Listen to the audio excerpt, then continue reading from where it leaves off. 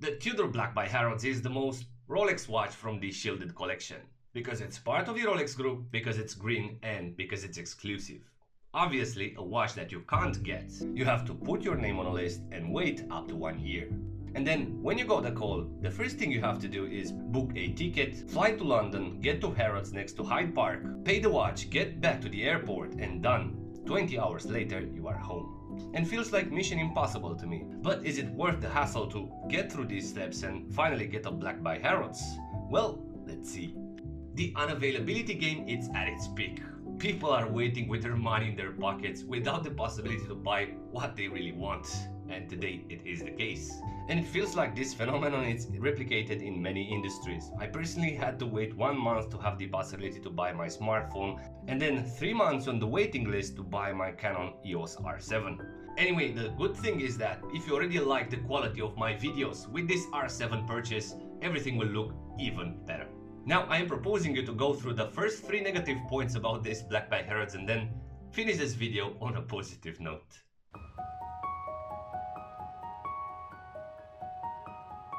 Firstly, we have to know that the Black Bay Harrods is a special edition, which sits under the shadow of the Rolex exclusivity game.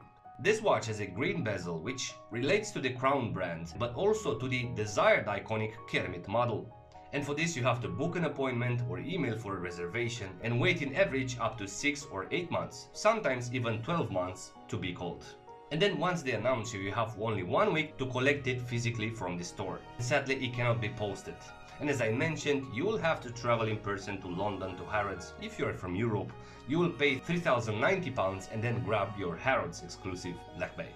Is it really a negative experience? Well, it depends. Basically, this model comes with hidden costs if you are not from UK, because you have to pay for the flight, for the meals, and potentially a hotel if you decide to stay overnight. On the other hand, the experience to pick up this watch physically can be positive.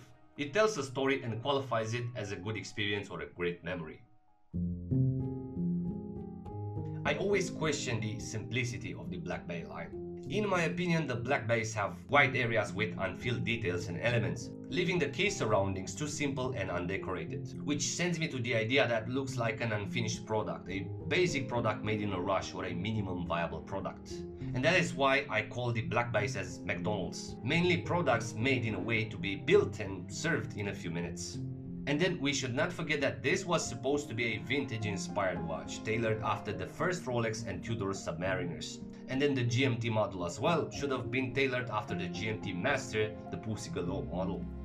Design-wise, the cases of the Black Bays are pretty unbalanced. The coinage bezel and the crystal proportions are way too small if we compare it with the vintage-inspired Oyster chassis. The ends of the lugs of the Black Bays look like shoulders. On a strap, the distance between the bezel and the spring bars is too big, and it feels like something is missing from there. And then if we put it on the bracelet, we will notice that the female end link is not aligned with the lugs. And then because of the 50mm lug to lug on a 7-inch wrist, the bracelet will fall vertically on the wrist and the volume of the case will look like a brick. And then this leads to the following point. It's just too big for a 41mm watch. And some people would say, Andre, you're out of your mind. How come a 41mm watch can be big? Well, it is. I have no idea how they do it, but proportion-wise, they managed to make it way chunkier. And compared to the Black Bay GMT, what do you know? It looks bigger. A diver with 200 meters war resistance with a basic 3-hands module without date is thicker than a watch that was already considered to be tall. So this one has 15mm in height and 175 grams with the bracelet adjusted for a 7-inch wrist, which in my view it's enormous for a 41mm watch. Size-wise, we can justify the GMT and understand that the Caliber has 4 hands and a date wheel. And if we look from the side, the Harrods has the biggest side profile from the Black Bay collection. And yes, proportion-wise, this is totally unbalanced. The height is of a chronograph and the side profile is ridiculously too tall. And then the bracelet does not help either. Being a vintage-inspired watch, the taper of the bracelet should have been diminished towards the clasp to keep the same angle of the case shape. And we can preview how well this Forstner Jubilee bracelet goes with the angles of the Black Bay GMT because of the dramatic taper. And since we're talking about aftermarket options, here are some rubber straps from 7 Friends and Watches. My favorite one is the white one, and it feels like it works with a lot of divers that have white accents.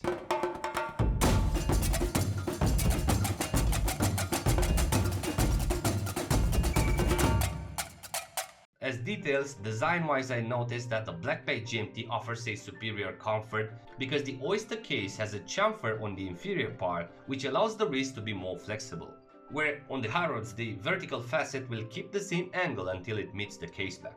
And overall these are my negatives. I think this platform is way too tall, too chunky, and have a simplistic design that should have been specifically tailored for a vintage-inspired diver. Now getting into positives, we're talking about value retention as a future currency item. The positive effect of buying the Black Bay Harrods exclusively from their store with all these hidden costs will not make you lose money. Currently this model is sold on the grey market with box and paper starting from 4,500 euros without the need to pay custom taxes. Currently the value trend decreases due to the fact that more people are receiving their Harrods. However, unlike other Black Bays being exclusive, this is a collectible item, rumored to be made in a limited run. I mean, in the end the Black Bay line will be discontinued and the prices will explode on the grey market. Not because this is an amazing watch to have, but because it passes on the other side, the currency wristwatches, like the sports model Rolexes, where you transaction values or hype, not necessarily watchmaking. The roots of the Tudor brand, despite the birth in Switzerland, are pure British. And from the heraldic point of view, the Tudor brand with the shield and the rose symbols belong to the English Tudor dynasty. The rose symbol was present on the Tudor watches until 1947, changed further on by Hans Wilsdorf with the shield logo. However, the rose symbol is still found on the Black Bays as a crown signature. So we can recall that this Tudor Black Bay Harrods has a lot of meaning behind, being potentially the most true Tudor to its original British roots, but also as a robust and affordable watch for the middle class as it was intended at its birth. Despite the unusual sizing specs, equally this watch is equipped with great features and details. Firstly, the green color is superb. The color of the bezel was supposed to be made after the Harrods' main color tone, the heritage green. However, the bezel feels to be a bit warmer. And chromatically, the gilt dial works very well with the Harrods' specific warm green color. The gold accents reminds us of the vintage Rolex and Tudor divers, but also the brand Harrods has their gold logo posted on a heritage green background. And in flesh, this watch really looks like a special edition. The gold accents makes it more refined, legible, and feels like a warm light is pointed towards the dial. And I'm not sure if these gold accents help for legibility purposes underwater, but for sure this looks very nice. Another very nice detail is the bezel action. Most of the people refer to the bezel rotation of the Submariner as being the best. However, you have to know that the Black Bay Harrods bezel rotation is very close to the one of the Sub. The main difference is that the Sub has 120 clicks, where the Harrods has only 60 clicks. But the pleasure to action, the feeling and the sound is very close. And speaking about the Tudor Rose dynasty, there are some subtle differences between this model and the GMT. On the crown, the rose logo on the GMT is embossed, where on the Harrods is engraved, highlighted with black paint. On the dial the layout is similar, however the triangle from the top and the lumed markers are considerably smaller than the ones from the diver, and the incandescence of the Harrods lume is better. The surfaces are bigger, brighter and longer lasting. It makes sense in the end this is a GMT and the other one is a diver. And as conclusions, it's funny, I have 3 years since I've sold my Black Bay GMT. Since then Tudor launched a lot of models with a lot of hype from the enthusiasts. But when I have to experience in flesh these models, it feels like I haven't missed a thing. I guess the Black Bay line is love or hate. Clearly a watch that is not for everyone, although it feels that it should have been. And then as a message, the purpose of this video was not intended to offend or to denigrate the watch, but more to create awareness or provide more interesting insights, especially if you're interested in acquiring such a Black Bay. So what do you think about this Black Bay Harrods? Is it worth the hassle? Please let me know in the comments section. And as usual, if you're new here, please consider subscribing for future episodes.